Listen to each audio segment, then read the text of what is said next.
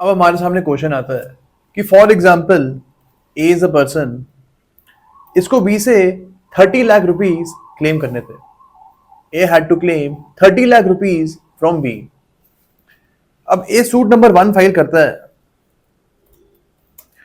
Suit number 1 ए file करता है and ये सिर्फ 20 लाख रुपीज के लिए ही फाइल करता है। बाकी की 10 लाख ए यहाँ पे रिलिंक्विश कर देता है। यानी 10 लाख के ऊपर ए अभी सूट फाइल नहीं कर रहा है। ए ऐसा इसलिए कर रहा है बिकॉज लॉयर की फीस जो थी वहां पे बहुत ज्यादा थी। अगर 30 लाख रुपए का केस करता तो उसको ज्यादा फीस देनी पड़ती एंड दैट इज वाई ए ने सिर्फ 20 लाख रुपीज का ही केस किया।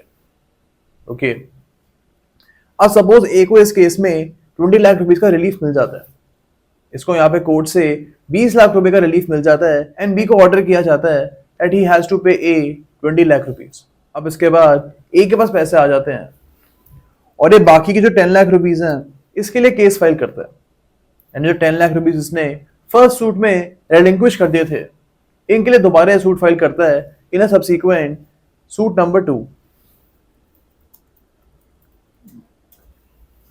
अब क्या सूट नंबर 2 को हम अलाउ करेंगे। अब यहां पे हम ऑर्डर टू रूल 2 के क्लॉज 1 एंड क्लॉज 2 को देखेंगे। यहां पे गिवन है that splitting of claims is not allowed. यहां पे ए स्प्लिटिंग ऑफ क्लेम्स कर रहा है, आधा क्लेम ए सूट 1 में मांग रहा था एंड आधा क्लेम ए सूट 2 में मांग रहा है। यहां पे order two clause 1 and clause 2 बोलते हैं that this will not be allowed. यहां पे ए को सूट नंबर 2 में रिलीफ ग्रांट नहीं होगा। ओके, हमको यहां पे चीज याद रखनी है। ए अगर यहाँ पे स्प्लिटिंग और रिलीफ करता है, सपोज सेम ट्रांजैक्शन के ऊपर ए 2 रिलीफ एक सूट में मांग रहा है एंड बाकी के 2 रिलीफ ए सेकंड सूट में मांग रहा है, यहां पे भी ऑर्डर टू रूल 2 अप्लाई होगा, बट यहां पे order two rule 2 clause 3 apply होगा। यानी order two rule 2 clause 3 applies on splitting of reliefs and order 2 rule 2 clause 1 and clause 2 applies on splitting of claims। Okay, तो हमको ये difference यहाँ पे याद रखना है।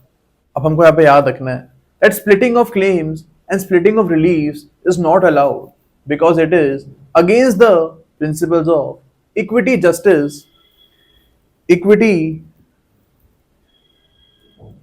justice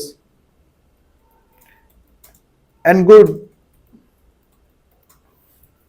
conscience, and that is why we do not allow splitting of claims and splitting of reliefs। अब अगर आप ये लाइन लिख दोगे purpose of order two rule 2 आप लिख दोगे अपने आंसर्स में, then it will actually enhance the quality of your answers। Okay, examiner जो है नॉर्मली इन फैंसी शब्दों को ही ढूंढता है एंड अगर आप इनको आंसर्स में लिख दोगे then in that case you will fetch some extra marks।